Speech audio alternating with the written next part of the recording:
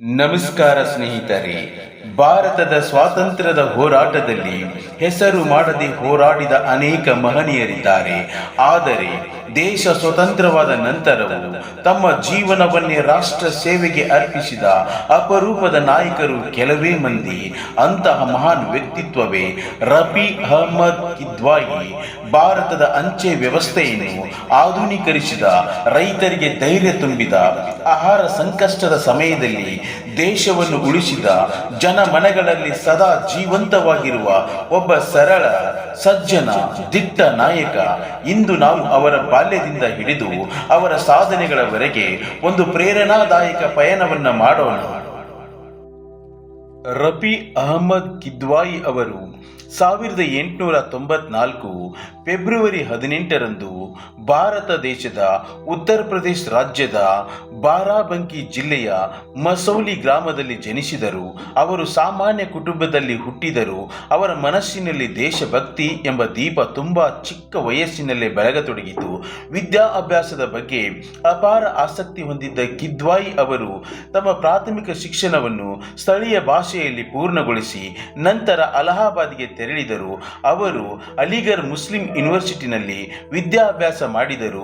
ವಿದ್ಯಾರ್ಥಿ ಜೀವನದಲ್ಲಿ ಅವರು ರಾಷ್ಟ್ರ ಪ್ರೇಮದ ಚಿಂತನೆಗಳಿಗೆ ಆಕರ್ಷಿತರಾದರು.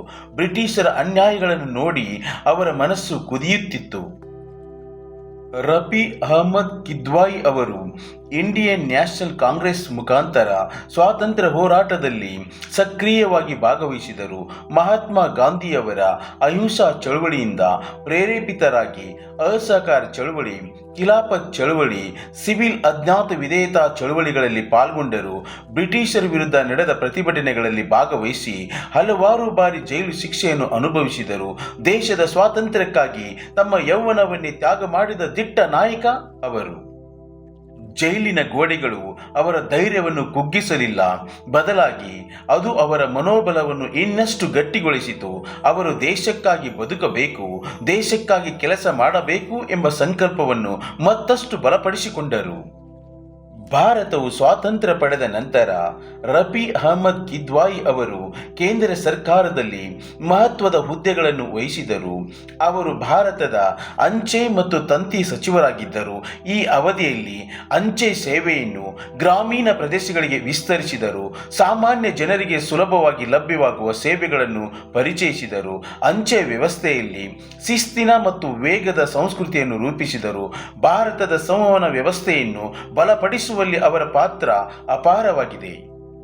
ನಂತರ ಅವರು ಆಹಾರ ಮತ್ತು ಕೃಷಿ ಸಚಿವರಾಗಿದ್ದರು. 1950ರ ದಶಕದಲ್ಲಿ ದೇಶ ಆಹಾರ ಸಂಕಷ್ಟವನ್ನು ಎದುರಿಸುತ್ತಿದ್ದಾಗ ಧಾನ್ಯ ವಿತರಣೆ ವ್ಯವಸ್ಥೆಯನ್ನು ಸುಧಾರಿಸಿದರು. ರೈತರ ಸಮಸ್ಯೆಗಳಿಗೆ ತಕ್ಷಣ ಸ್ಪಂದಿಸಿದರು. ಆಹಾರ ಭದ್ರತೆಗಾಗಿ ದೃಢ ನೀತಿಗಳನ್ನು ಜಾರಿಗೆ ತಂದರು. ಅವರ ದಿಟ್ಟ ನಿರ್ಧಾರಗಳು ದೇಶವನ್ನು ಸಂಕಷ್ಟದಿಂದ ಹೊರತಂದವು. ರಫಿ ಅಹಮ್ಮದ್ ಕಿದ್ವಾಯಿ ಅವರು ಭಾರತದ ಮೊದಲ ಪ್ರಧಾನಿ ಜವಾಹರ್ಲಾಲ್ ನೆಹರು ಅವರ ಆಪ್ತ ಸಹೋದ್ಯೋಗಿಯಾಗಿದ್ದರು. ನೆಹರು ಅವರು ಕಿದ್ವಾಯಿ ಅವರ ಪ್ರಾಮಾಣಿಕತೆ ಮತ್ತು ಕಾರ್ಯನಿಷ್ಠತೆಯನ್ನು ಬಹಳವಾಗಿ ಮೆಚ್ಚುತ್ತಿದ್ದರು. ಸರ್ಕಾರದಲ್ಲಿ ಇದ್ದಾಗಲೂ ಕಿದ್ವಾಯಿ ಅವರ ಸರಳ ಜೀವನ ನಡೆಸಿದರು. ಅಧಿಕಾರವು ಅವರ ಜೀವನ ಶೈಲಿಯನ್ನು ಬದಲಾಯಿಸಲಿಲ್ಲ. ಜನರ ಮನೆ ಬಾಗಿಲಿಗೆ ಹೋಗಿ ಅವರ ಸಮಸ್ಯೆಗಳನ್ನು ಕೇಳುವ ವಿನಯಶೀಲ ನಾಯಕ ಅವರು.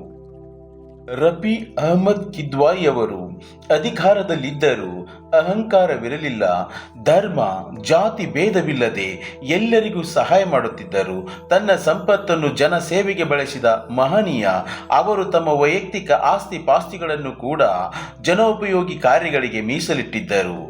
ರಫಿ ಅಹಮ್ಮದ್ ಕಿದ್ವಾಯಿ ಅವರು 1954 ಅಕ್ಟೋಬರ್ 24ರಂದು ನಿಧನರಾದರು.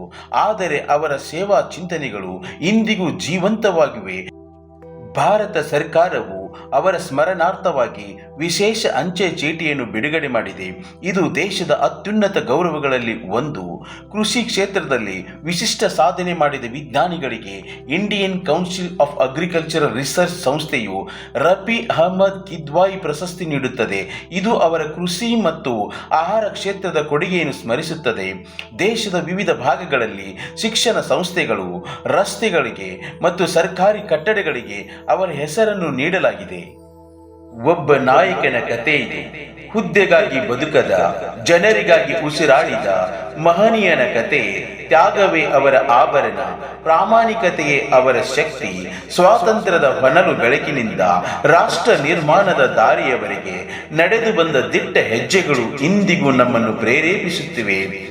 ರಫಿ ಅಹಮದ್ ಕಿದ್ವಾಯಿ ಅವರ ಜೀವನ ಒಂದು ದೀಪ ಸ್ತಂಭ. ಆ ದೀಪದ ಬೆಳಕು ನಮ್ಮ ಹೃದಯಗಳಲ್ಲಿ ಸದಾ ಹೊಳೆಯಲಿ ಅಂತ ಹೇಳ್ತಾ ಈ ವಿಡಿಯೋನ ಇಲ್ಲಿಗೆ ಮುಗಿಸ್ತಾ ಇದ್ದೇನೆ. ಮತ್ತೊಂದು ವಿಡಿಯೋದೊಂದಿಗೆ ಸಿಗೋಣ. ಅಲ್ಲಿವರೆಗೂ ಎಲ್ಲರಿಗೂ ನಮಸ್ಕಾರ.